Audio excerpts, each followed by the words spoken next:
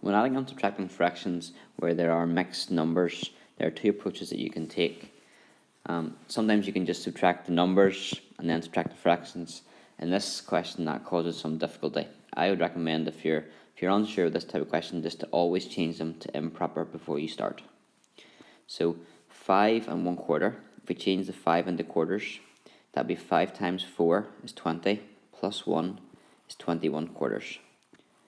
So 5 1/4 is the same as 21 quarters. Then we subtract, and then we've got 1 2/3.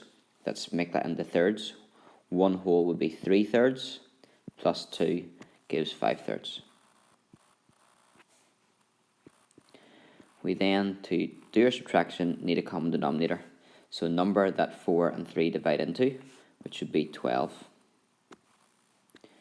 To go from quarters to twelfths, we'd have to multiply by 3. So 21 multiplied by 3 would give 63.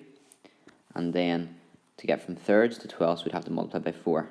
So 5 times 4 gives 20.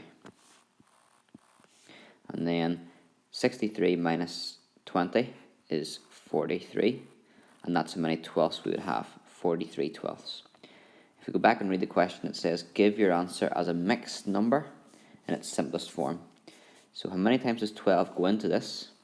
12 3s are 36. So 3 times.